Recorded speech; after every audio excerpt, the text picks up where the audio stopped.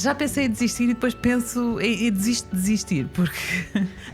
O que é que tu gostarias de fazer antes de te reformares ainda? que eu me reforme rápido e que seja só daqui a 30 anos.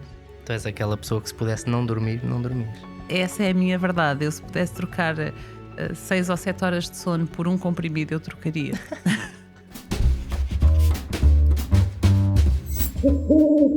Bem-vindos ao podcast do Olhar da Coruja. Chama-se Olhar da Coruja porque nos negócios, os donos dos negócios, os gestores dos negócios precisam ter um olhar muito amplo sobre tudo o que está a acontecer e terem a capacidade de focar naquilo que é importante em cada momento.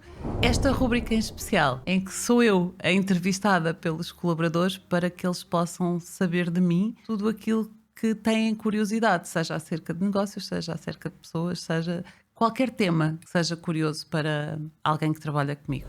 Eduardo Pereira, só Eduardo Pereira. Sou Eduardo Pereira. O Eduardo está connosco há 3 anos, quase 3 anos, editor de vídeo. Chegou aqui, era um menino.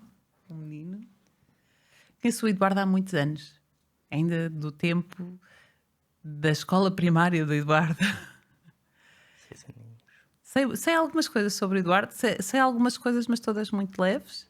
O Eduardo também sabe algumas coisas acerca de mim. Acompanha-me que nestes 3 anos foram 3 anos muito intensos, porque foram 3 anos muito próximos. Nós trabalhamos muito próximos, fazemos muitos eventos muito próximos, convivemos muito em proximidade, portanto acredito que já sabes algumas coisas de mim. Esta rubrica foi desenvolvida precisamente para tu fazeres as perguntas que tu queres fazer acerca de mim, seja de que área for. Fica à vontade, Eduardo. Obrigado, Regina, por este convite. Fico muito feliz de estar aqui, porque eu adoro conversar e então ter a oportunidade de conversar contigo, como se eu já não o fizesse todos os dias e não estivesse sempre ao pé de ti, é sempre mais uma boa oportunidade, não é? Fazer perguntas para ti é um pouco complicado, porque eu acho que já sei quase tudo, mas mesmo assim acho que reuni aqui algumas coisinhas, tanto pessoais como profissionais, para todos conhecermos um bocadinho mais de ti. Posso fazer uma pergunta? Claro que podes. Eu sei que não é este o objetivo aqui, mas quando tu dizes que já achas que já sabes quase tudo sobre mim, eu acho isso maravilhoso, mas quero saber a tua opinião acerca disso. O que é que tu sentes em relação a isso? Em relação ao facto de tu saberes tanto sobre mim e estás tão próximo sobre mim? Pessoalmente, para mim tem um 50-50, que é o facto de eu te conhecer tanto e te conhecer tão bem, depois a nível profissional, às vezes pode não ser tão positivo ou pode ser positivo demais. O positivo demais seria a confiança que nós temos e o à vontade que nós temos, que isso pode servir para tenho mais confiança para te dar ideias, tenho mais confiança para te apresentar coisas novas e também às vezes discutir um pouco mais de assuntos não tão profissionais e um pouco pessoais, como já aconteceu. Agora, a parte má pode ser às vezes, como eu sou uma pessoa muito sentimental, por exemplo, se eu levo um raspanete ou se há algum momento em que eu não fui tão correto ou tudo mais, às vezes não consigo separar bem ali o profissional do pessoal, estás a entender? Ou seja, levam um raspanete e eu, mas eu sou sempre tão bom com ela e temos conversas tão boas, porque é que ela não está a falar assim? Estás a entender? Mas no geral é sempre muito bom e pessoalmente eu também já estou a desenvolver muito mais essa minha parte de não levar tão pessoalmente e levar como profissional, porque se tu me estás a corrigir é para o meu bem e não porque estás chateada comigo ou porque não queres que eu cresça. Consideras que eu sou muito dura a dar raspanetes? Depende da situação. Imagina, se eu erro a primeira vez, tu não és nada dura, tu dás o aviso, tu corriges e então nessa situação tu és um pouco mais simpática a falar e tudo mais, mas se há uma pessoa que, por exemplo, se eu erro a segunda vez, já vais ser um pouco mais rígida porque para ti não faz sentido depois de eu ter sido avisado de estar a errar outra vez. E eu acho isso muito bom. Muito obrigada. Obrigada pela tua resposta. Não, foi obrigado bom. eu, É bom obrigado para mim eu. também saber qual é o impacto que essa proximidade tem depois na nossa relação de trabalho e na forma como nós nos entendemos a trabalhar. Num ponto geral eu acho que é bastante bom termos a confiança e o conhecermos tão bem. Acho que é sempre um pouco positivo. Obrigada, Eduardo. Nada, obrigado eu. Dá disposição para as tuas perguntas. Então, tu já referiste em um ponto que já era uma pergunta que eu estava a pensar em colocar-te, de que me conheces há bastante tempo e desde pequenino, e então eu queria trazer aqui uma pequena história da primeira imagem que eu tenho quando fui à tua casa, quando ainda estava na primária, para demonstrar o quanto a Regina é uma pessoa dedicada e empenhada, ok? Porque era uma altura em que tu estavas a passar por bastantes desafios, quando nós tínhamos 6, 7 anos, mais ou menos, estavas a passar por muitos desafios, muita pressão. E uma coisa que me maravilhou quando eu te vi pela primeira vez foi o facto de tu... eu fui lá jantar nesse dia. Fui lá jantar, o comer foi batatas fritas com febras assadas. Relembro-me perfeitamente. E uma coisa que eu vi foi, enquanto eu estava a jogar PlayStation ou Xbox no teu sofá, tu não paravas. Tu estavas a fazer chamadas, estavas a escrever blogs, estavas a fazer uma data de coisas e eu não tinha... Ou seja, o exemplo que eu tinha em casa não era um trabalho feito na minha própria casa. Ou seja, meus pais trabalhavam fora e continuam a trabalhar fora e estava com eles depois do trabalho. Ou seja, eu não via essa correria de forma profissional. E eu ver-te ali, eu só pensava, o que é que esta mulher faz? Porque na altura nem conseguia entender aquilo que tu fazias, mas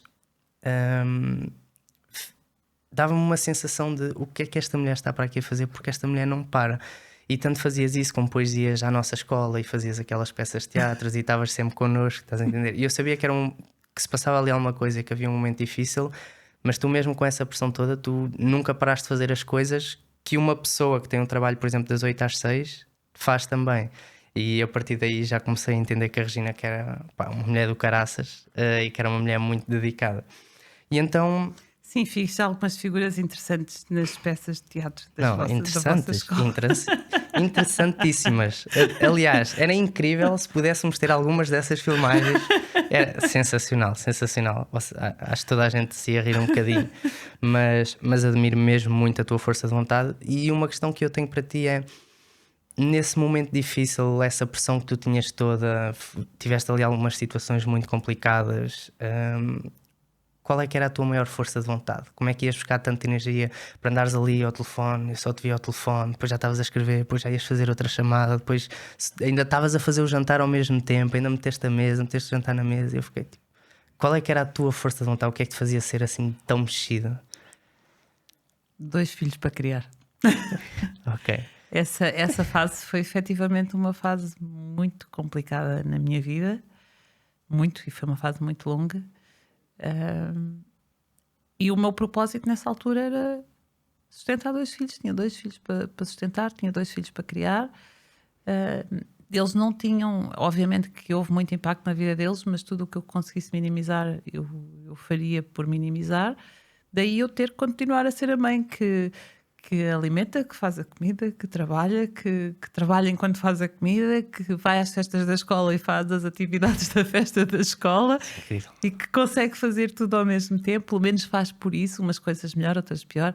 Obviamente que não fiz tudo bem e mesmo aí de certeza que falhei em muita coisa, mas a motivação de ter 2 filhos para criar, de ter 2 filhos para sustentar, foi o propósito durante muito tempo. E apesar de toda a dor que houve nessa altura, também há essas memórias boas. Também há essas memórias de fazer peças de teatro, de fazer dançar e cantar. Que memórias, que memórias. Nas festas da escola. E da felicidade que havia em alguns momentos. E fui feliz também a trabalhar dessa forma e a viver dessa forma. Houve sempre momentos felizes. Muito bom, muito bom. Tenho muito orgulho mesmo, muito orgulho. Obrigada. E em algum momento dessa tua jornada e desta tua jornada, mesmo com essa pressão toda, tu alguma vez pensaste em desistir? Ou houve aquela sensação de eu já estou mesmo a ficar cansado, eu já não sei se aguento mais? Nessa fase não. Essa fase foi tão intensa. Foram 3, 4 anos de uma intensidade tão grande que eu não tive tempo para pensar se estava cansada. Acho que nem tempo para isso havia. Eu acho que às vezes temos, quando chegamos aí é porque já temos muito tempo, né? Já deu tempo para alguma coisa. E durante esse tempo não tive. Havia sempre algo maior que pesava mais do que qualquer cansaço, do que qualquer exaustão. Depois disso já tive. Em algum Depois momento disso já tive, até porque esse peso todo houve alguns momentos em que ele depois apareceu e é um cansaço acumulado e já tive muitas vezes vontade de parar, de desistir, de arranjar um empregozinho, uma coisinha muito tranquila, Só que isso também não alimenta a Regina, que precisa de coisas para fazer e que precisa de movimentar e que acredita que a vida é muito curta e que é para ser vivida de forma intensa.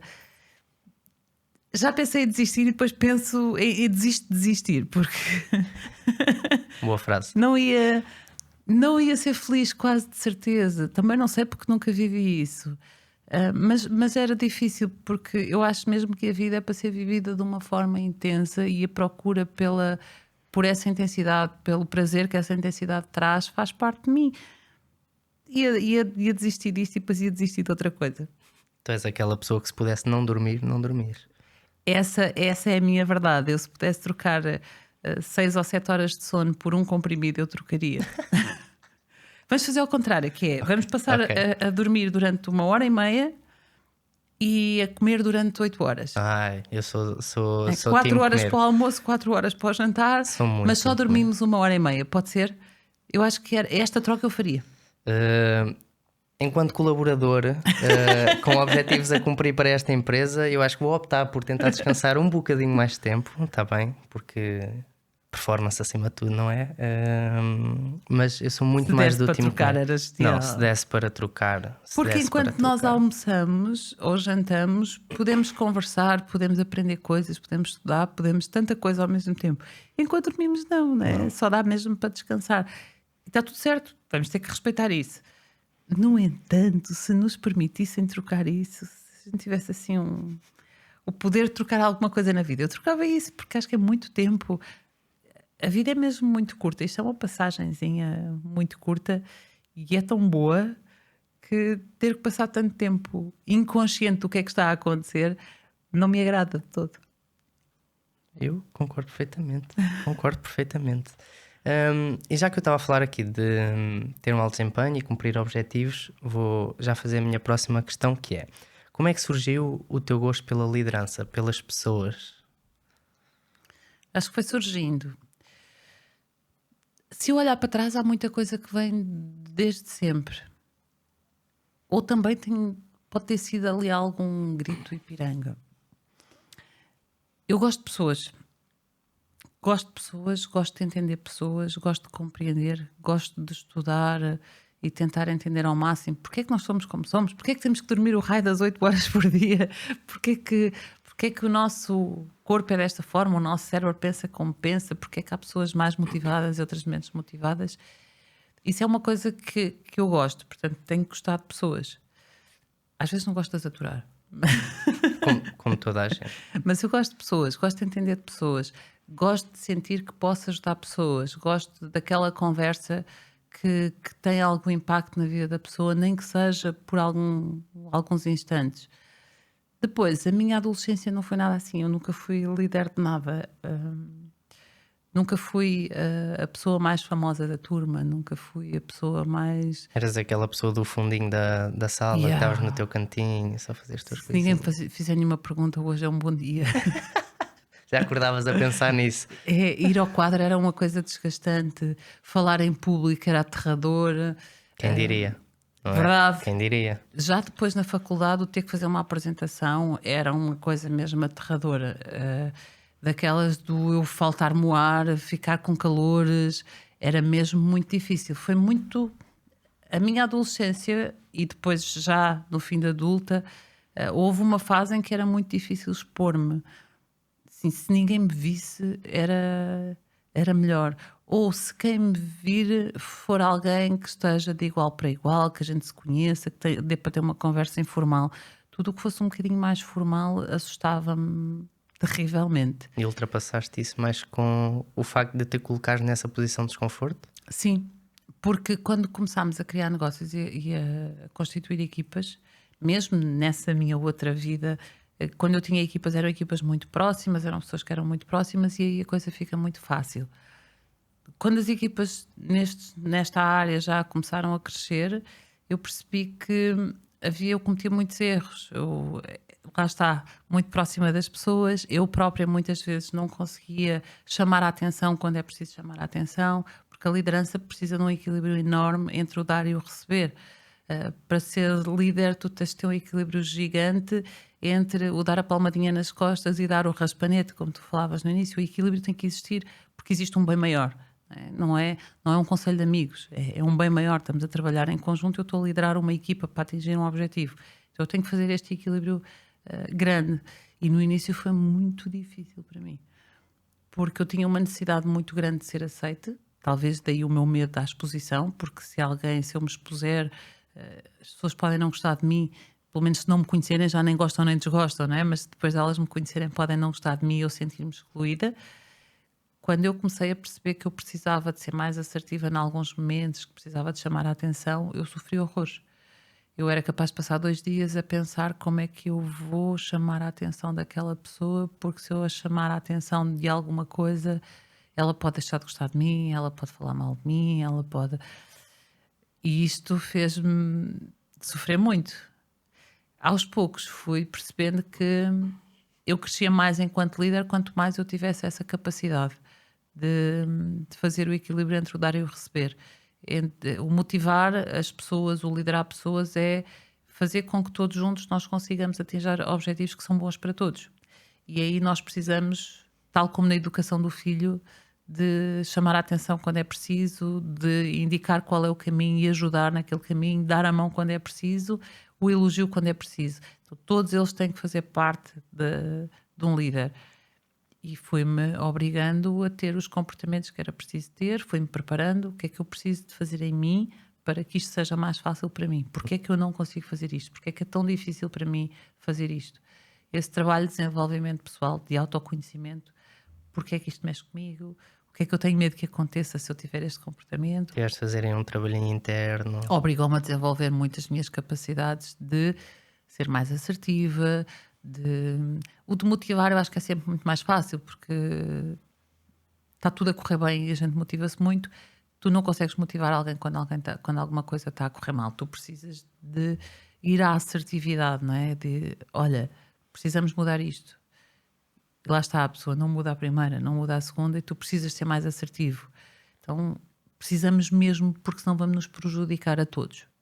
E quando tu começas a perceber que se tu não és assertivo, tu estás a prejudicar, não estás a ajudar ninguém, tu precisas de o fazer independentemente do quão isso mexe contigo. Porque tu precisas de resolver isso contigo, mais do que com os outros. E esse trabalho foi... Eu acho que vai sendo contínuo. Ainda hoje não me sinto muito à vontade se tiver que te chamar a atenção de alguma coisa. Não é agradável. Eu não gosto que me chamem a atenção. Por isso eu também não gosto de chamar a atenção a ninguém. É óbvio que eu preferia que nunca fosse preciso, que a liderança fosse só dar palmadinhas nas costas, bater palmas, dar abracinhos. Era tudo muito mais fácil. Era muito mais fácil. Só que na realidade não é. Não é assim que nós acertamos. Às vezes nós precisamos de alguém que nos dê o abanão e nos diga: estás a fazer errado, vamos fazer como deve ser. Já fizeste errado 2 vezes, é imperdoável. Porque eu também preciso que me façam isso. Não é? Porque o não seres assertiva até pode estar a prejudicar bastante a pessoa. Porque o facto de a deixares continuar a errar e a deixares continuar a estar mal não a faz progredir, não a faz evoluir, fala estagnar ou desaprender, não é? Então, se tu não fores assertivo com aquela pessoa, tu estás a prejudicar aquela pessoa, estás a prejudicar a ti, estás a prejudicar o negócio e estás a prejudicar toda a equipa. Os colegas do lado que veem que alguém erra sistematicamente e que não é chamada a atenção, ou que alguém tem um comportamento menos agradável e não há um líder para agir naquele momento, estão a ter um mau exemplo, não é? Todos vão pensar: ok, o meu líder não me dá segurança e eu não quero um líder que não me dá segurança. E eu, para dar segurança a alguém, tenho que conseguir ter todas as áreas. A área mais carinhosa, a área mais meiga, mas também a área mais dura, mais assertiva, mais objetiva. E foi um trabalho contínuo. Não foi uma coisa que nascesse... Sim, nasce ensinada. Não. Mas apaixonei por isto. Gosto de fazer isto, gosto de conversar com vocês, gosto muito da liderança com um porquê. Tu sabes isso, tu conheces, mas eu não gosto daquela liderança do vamos fazer isto. Não, porque é que nós vamos fazer isto? Porque é que é importante para mim? Porque é que é importante para ti? Porque é que é importante para todos?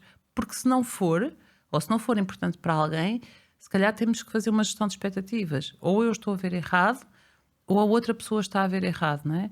Eu gosto muito da liderança pela conversa, pelo exemplo. Eu acho que também o consigo fazer. não exige de ninguém aquilo que eu não faço. E eu acho que é uma paixão que eu descobri e que tenho desenvolvido nos últimos anos e acho que está a gerar alguns frutos, portanto também me dá algum alento. E continuas a desenvolver e Sim, queres continuar sempre a desenvolver. constantemente. Obviamente. Continuo a estudar muito sobre liderança. Então, e se te perguntassem, um líder, na tua visão, um líder deve ser, então, mais ríspido, ou seja, menos presente com as suas equipas para criar aquele senso de autoridade, ou ser um líder muito mais próximo das equipas, bastante carinhoso e está sempre ali ao pé? O que é que tu dirias? Precisa das duas coisas. E como é que tu fazes isso hoje em dia? Porque, sabes que eu acho que precisa das duas coisas, porque se nós só formos muito carinhosos, muito meigos, muito atenciosos, falta tudo o resto. Se nós formos muito ríspidos, também falta a atenção com a pessoa. Quem é aquela pessoa, né? Porquê é que ela tem aquelas dificuldades? Porquê é que ela errou 2 vezes? Se calhar eu hoje já não preciso desenvolver tanto isto em ti, porque eu já te conheço muito. Mas se é uma pessoa nova, eu vou ter que perceber porque é que ela errou 2 vezes. De certeza que não é porque ela é burra, que é o que toda a gente... errou 2 vezes porque é burro. De certeza que não. Há outras motivações, há outras razões para aquela pessoa ter errado 2 vezes consecutivas. Muitas vezes pode ter sido porque eu não soube explicar o porquê que é daquela forma. Sim. Então, posso ser eu a responsável pelo erro consecutivo das outras pessoas. E é preciso ter noção disto. Eu acho que preciso muito das duas coisas. Preciso da parte carinhosa, porque acho que é importante para todos, o sermos acolhidos, o sentirmos bem com alguém, com as pessoas com quem trabalhamos, com as pessoas com quem conquistamos resultados, e precisamos da assertividade. Ser demasiado permissivos pode nos levar também a trabalharmos com pessoas muito levianas ou a termos comportamentos muito levianos. Se nós queremos trabalhar no máximo de perfeição que nós conseguimos, com a exigência que nós queremos, e acho que é uma coisa que nós temos todos em comum, a equipa, é a excelência, os objetivos, é os resultados, mas é também o carinho, o amor, a empatia que temos uns com os outros. Preciso das duas áreas, eu preciso de equilibrar muito bem entre as duas áreas. E enquanto líder, o que é que tu valorizas mais para o bem-estar das tuas equipas? Valorizo muitas coisas. Valorizo as condições de trabalho. Eu acho que é alguém para se sentir bem, ela tem que estar num local de trabalho que seja agradável. Eu não dou a alguém um local para trabalhar onde eu não trabalhasse. Eu não dou as condições com que eu não trabalhasse. Não me faz sentido. Se eu não me sentia bem ali, porque é que alguém vai trabalhar para ali? Então, preciso de sentir que as pessoas têm um espaço, que têm o equipamento, que têm as condições necessárias para se sentirem bem, confortáveis. Depois tem todo esse ambiente também de proximidade. É horrível tu trabalhares num lugar onde as pessoas não sabem quem é que tu és, onde as pessoas não querem saber das tuas emoções, onde as pessoas não querem saber da tua vida além da função que tu tens que executar. Seria para mim, portanto acredito que será para os outros também. Eu concordo. E para mim, as condições que eu tenho que ter é essas, excelentes condições, pelo menos aquelas que eu acredito que são excelentes condições e onde eu trabalharia em termos físicos, em termos de equipamentos, e depois as relações humanas, ter relações humanas que nos fazem sentir acolhidos e seguros. É um sítio seguro em todas as vertentes. Enquanto profissional, isto agora é uma curiosidade muito minha. Enquanto profissional, qual é que é o teu plano, digamos, nos próximos 5 anos? Ou seja, estás aqui no agora, tens um grupo de empresas. O que é que tu gostarias de fazer antes de te reformares ainda? Ou nos próximos anos já estás a pensar em parar um bocadinho, em descansar um bocadinho, ou ainda tens inúmeros projetos que queres fazer?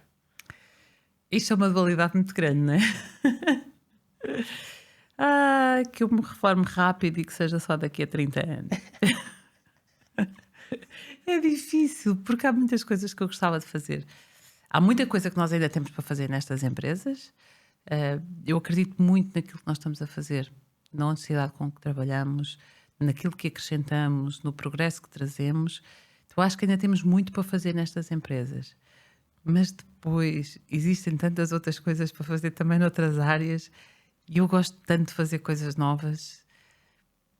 Não me vejo a reformar-me assim tão rápido. Vejo-me se calhar daqui a uns 5 anos, 10 anos, a ter equipas, a ter negócios com gestores completamente independentes. Isso eu vejo-me a ter. Não me vejo a deixar de trabalhar. Não consigo. E tu que és uma pessoa que adoras ler e estudar, ia ser muito difícil para ti, se calhar, Muito, parar muito, do nada. muito. Vejo-me com equipas autónomas, completamente, as empresas completamente autónomas. Eu acho que esse é um grande objetivo. Ter empresas que têm gestores, que têm equipas que não dependem de mim para absolutamente nada. A não ser para mandar aos bitites. Também vá. Não, Também acho que não quero que não dependam assim não vais nada, ficar só nada. fechado em casa, mas aqui Não, mandas assim uma laracha. Mas gosto da ideia de começar a ter a minha hortinha a sério, ter tempo. Sei que toda a gente se ri disto, mas é uma das minhas Não, paixões. eu acho incrível. É uma das minhas paixões que me irrita um bocadinho não ter tempo. A pandemia, nesse aspecto, foi muito bom porque eu tinha tempo para a minha horta. O Né? que é que plantaste na tua horta? Olha, pimentos, feijão verde, nabiças, tomate, ervilhas. Ervilhas? Isto tudo Adoro. numa varanda. Sim. Numa Aquilo- varanda? Numa varanda. Nos vasinhos? Tudo em vasinhos. A varanda era toda verdinha, por acaso era maravilhoso. Tens saudades de plantar na Tenho. tua hortinha? Eu gosto muito e a minha infância foi no campo e eu gosto muito da ideia de plantar aquilo que eu como e de ver crescer. Eu acho que é maravilhoso. Tu semeias, regas, cuidas e depois vês as coisas a dar o fruto. Eu acho que é maravilhoso. Eu gosto mesmo disto, além do alimento ser saudável, eu gosto do processo de criar. E vejo-me a ter um dia, tipo, trabalhar para aí 2 ou 3 dias por semana, ou trabalhar menos horas todos os dias e ter tempo para fazer estas coisas que eu gosto muito. Eu gosto muito de fazer coisas em casa. Mas porquê é que não tens uma empregada para fazer? Porque eu gosto de fazer. Eu tenho alguém que me ajuda, é a nossa Irene. Nossa Irene. A Um nossa beijinho, Irene. Irene. Um Beijinho beijinho. para a Irene, que é uma santa.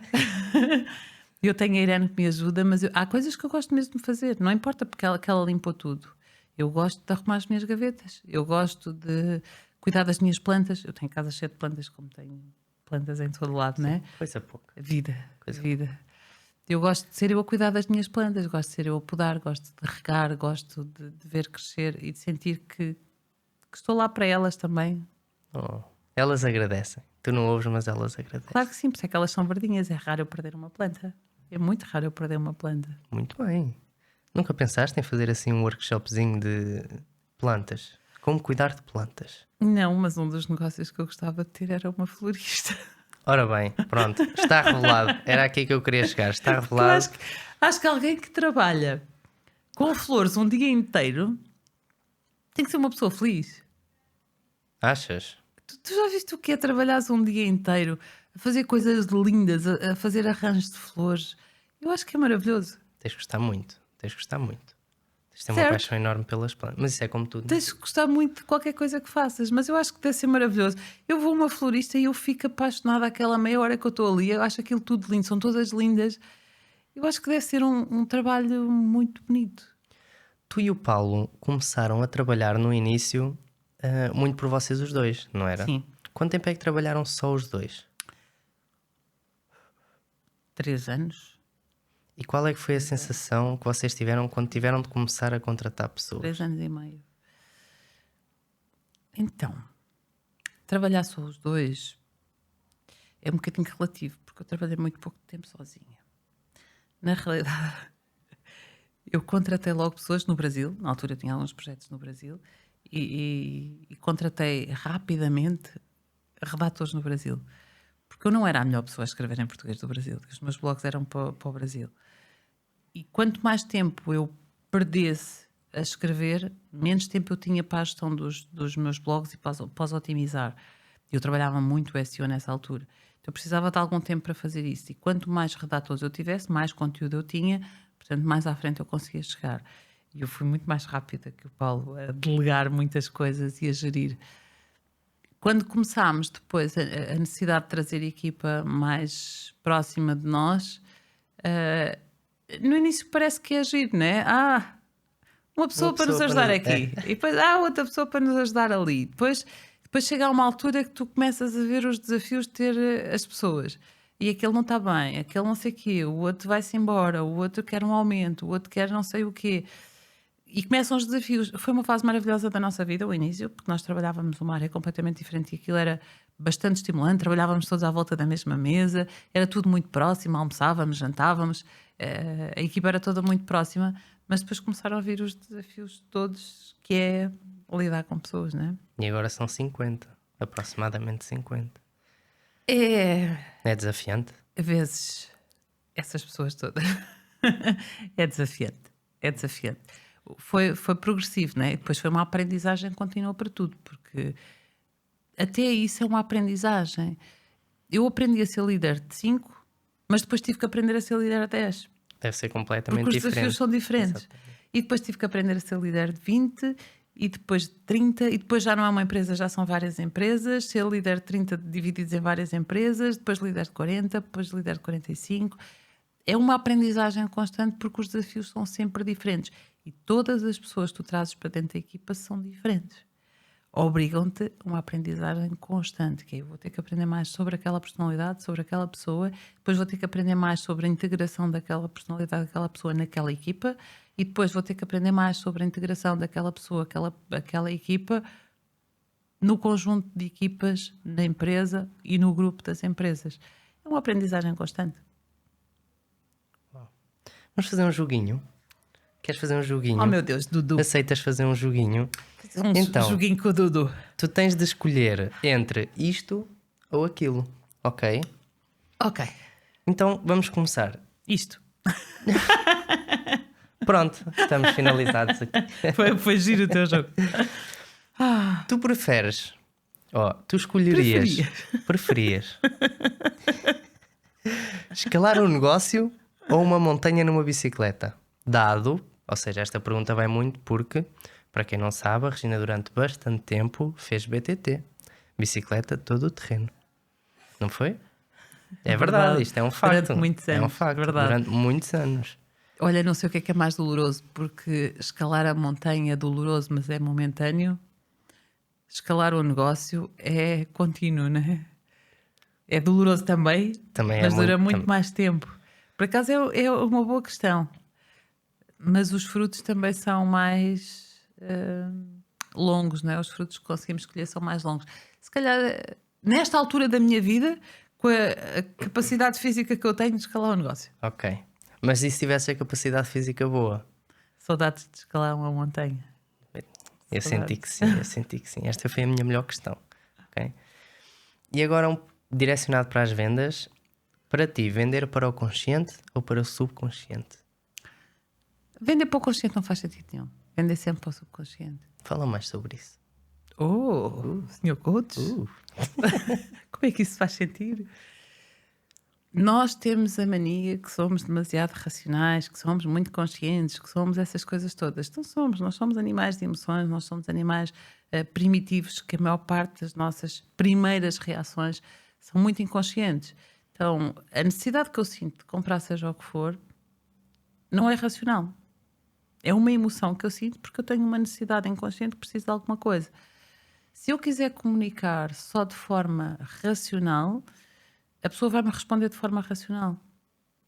Eu vou estar a chamar a pessoa a um estado em que é muito mais desgastante para o cérebro dela, é muito mais cansativo para o cérebro dela e que provavelmente vai levar a que eu não consiga vender. Eu tenho que chegar à pessoa de uma forma leve, simples, que ela consiga interpretar de forma imediata, de forma inconsciente, aquilo que eu estou a comunicar com ela. Sempre para o inconsciente. Então conquistar muito mais pela emoção do que tentar persuadir Sempre, ali pela razão. Sempre. Boa. Focar na experiência do cliente ou no número de vendas? Focar na entrega ao cliente. Ok. O teu número de vendas vem sempre do impacto que tu consegues gerar no teu consumidor. Se aquilo que tu entregas é algo que vai transformar a vida do consumidor, e transformar a vida do consumidor não tem que ser uma coisa que o faça rico ou que lhe mude a vida, porque tu transformas a vida do teu consumidor com uma peça de roupa que tu lhe vendes, com uma joia que tu vendes, seja com o que for. Quanto mais impacto tu tens na vida do teu consumidor, mais tu consegues vender. Então o resultado do meu número de vendas vem sempre do impacto que eu consigo incrementar na vida das pessoas. Perfeito. Obrigada. De nada, de Passei. nada. Ainda não. Ainda não? Ainda há mais questões. Estamos aqui Opa! a avaliar a pontuação das questões. Marketing digital em Harvard Sim. ou neurovendas na Colômbia? Neurovendas na Colômbia. Porquê? Harvard não é o sonho, estudar em Harvard. É e foi. Acho que foi dos momentos que eu senti mais aquela sensação de realização Em Harvard? em Harvard. Porque eu acho que é um sonho de muita gente. E também era o meu, não é? Uau! A Regina que nasceu lá na Serra, que não se expunha, que tinha medo de ir ao quadro, que não conseguia uma série de coisas, que foi mãe aos 15, que terminou no ano, que tentou a licenciatura ou começou a licenciar-se aos 31. A Regina está em Harvard a estudar, né? Essa Regina conseguiu chegar aos Estados Unidos e estudar a Harvard. Foi aqueles momentos quando cheguei lá foram de um impacto gigante. No entanto, o conhecimento que veio, aquilo que eu aprendi, foi mais grandioso na Colômbia do que em Harvard. Em Harvard foi muito o confirmar o conhecimento que eu já tinha. O curso foi bom, mas não foi. Mais uma validação de algo que tu já tinhas estudado. Sim. Na Colômbia, não. Foi muita coisa nova. E tinha a ver com comportamento. Tinha a ver com neurociência, portanto. Tinha a ver com comportamento. Se é neurociência, a Regina está lá. Okay. Próxima questão. Contratar os melhores talentos externos ou promover talentos internos? Ai, que grande questão. As duas coisas podem fazer muito sentido. Eu tenho por preferência formar talento interno.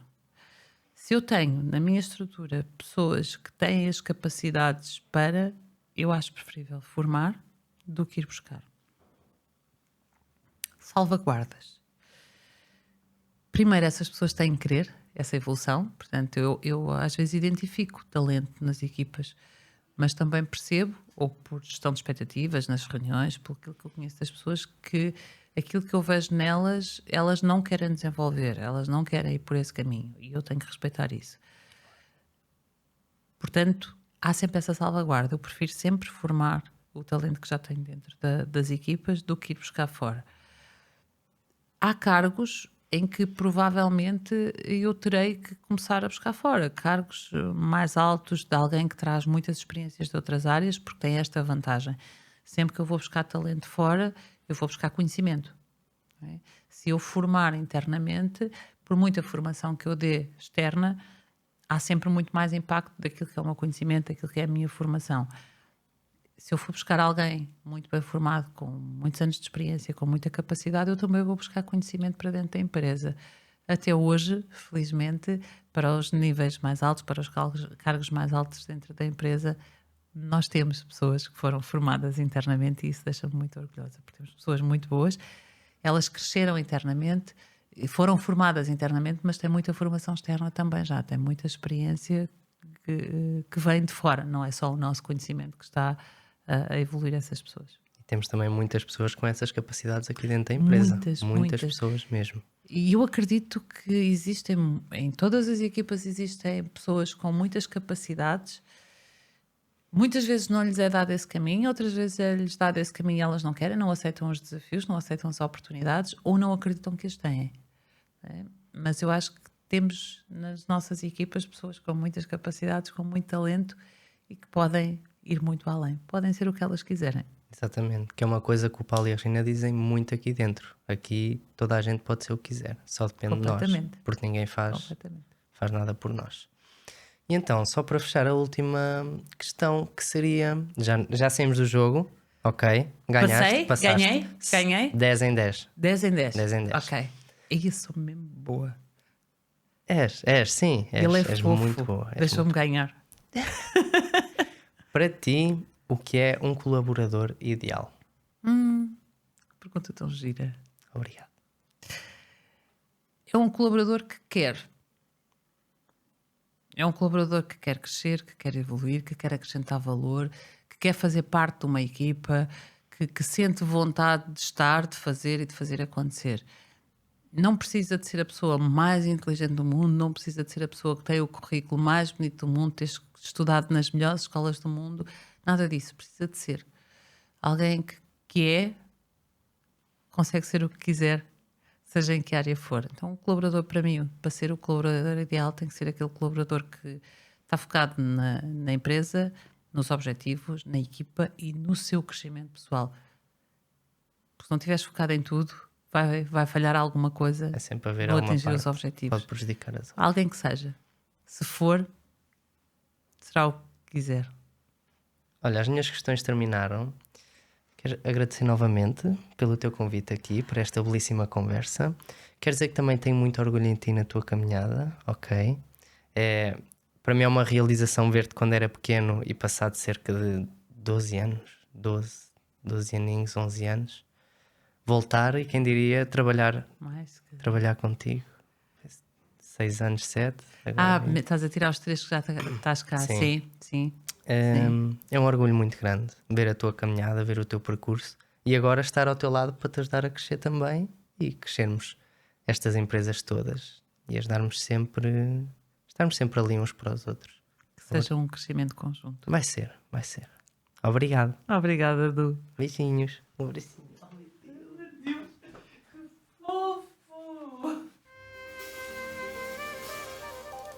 Fofo!